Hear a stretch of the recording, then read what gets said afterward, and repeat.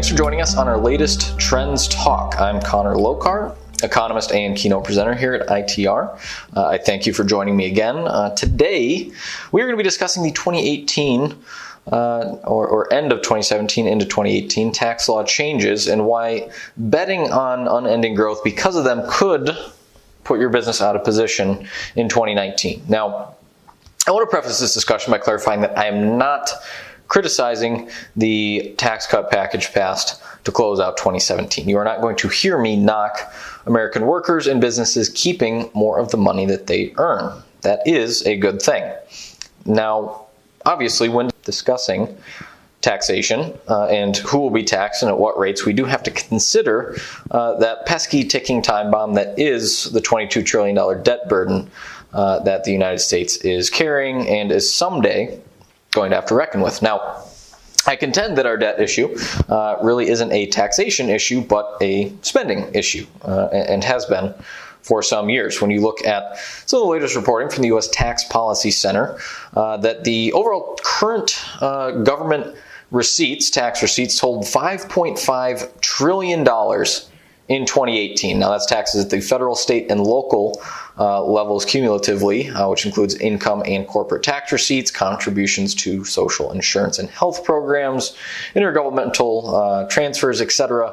But again, $5.5 trillion, that is a staggering sum. In fact, that dollar sum would actually surpass the annual nominal GDP of every country on Earth except for China and the United States collectively. That's a larger dollar total than the annual GDP of Japan, of France, of Germany, of the UK. It is mind-numbing. So for me, it's a spending issue, and it really has been for quite some time. Now, unfortunately, there are some limitations on where we can limit that spending, which our president, Alan Bolio, discussed in his Trends Talk a few weeks ago. Now, if you want more on the debt in the United States, you can head over to that link, which should only be 2 or 3 clicks from where you are right now. But my talk today is really more to dissuade business leaders from thinking that the tax law changes have somehow unlocked some holy grail of 4+% GDP growth for the foreseeable future. Now, make no mistake, 2018 was a very good year, better than we would have thought 2 or 3 years ago. And if we were to go through an economic report card of sorts, the U.S. would get an A for 2018. The 3% nominal inflation-adjusted GDP growth for 2018 would mark the best year of calendar growth for the U.S. economy since 2005. Now, we did see a couple of quarters, a handful of quarters during the Obama administration that did actually surpass that 3% growth rate. But as far as just a clean-cut calendar year, it was the strongest calendar year of growth since 2005. It was an $18.6 trillion final dollar sum for U.S. GDP in 2018, again, the largest that we have ever been, which is normal for us. So we did quite well.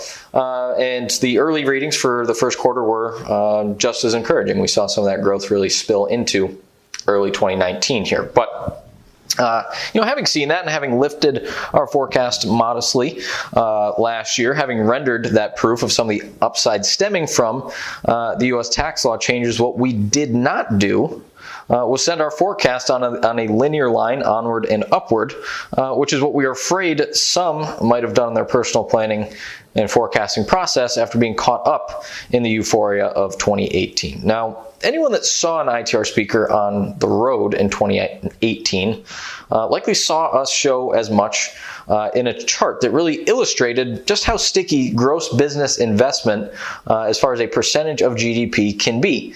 Businesses tend to invest at a certain rate, and they are reluctant to change their behavior much in response to changes to the tax code.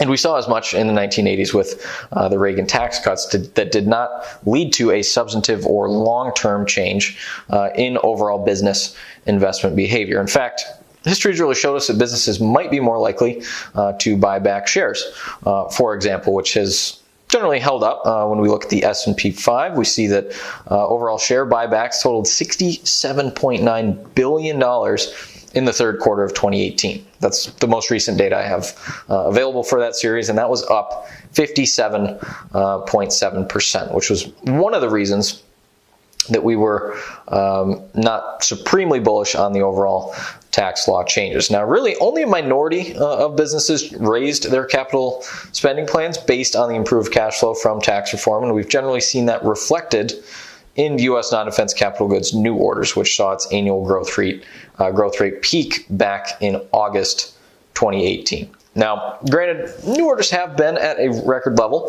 since August of 2018 and are holding at a record high of $826.3 billion in the most recent 12 months. But while that sounds like an incredible B2B spending sum, we see that is really only modestly above the prior record peak set back in mid-2012 of $809 billion.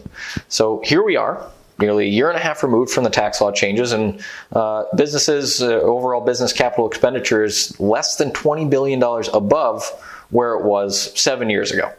So at the end of the day, we're not in some new stratosphere in terms of CapEx in the United States. And part of that is that some of the positive has been chipped away at as far as some headwinds from some of our tariff and trade war related challenges, and really tax law changes. They were a bit of a sugar high, or a shot of nitrous oxide, if you will, with most of that positive impact largely falling in 2018. So the good old days, or the strength of last year, are behind us as we move into 2018. We see that B2B spending has actually already been slowing down for nearly 3 quarters, and businesses that are positively correlated to that part of the economy really need to recalibrate their expectations accordingly. We can't straight line our projections because tax reform isn't going to bring you 2018's growth in 2019. If you want last year's growth this year, you're really going to have to beat the business cycle and not ride it. So thanks for joining me today. I'm Connor Lokar. I'll see you on my next Trends Talk.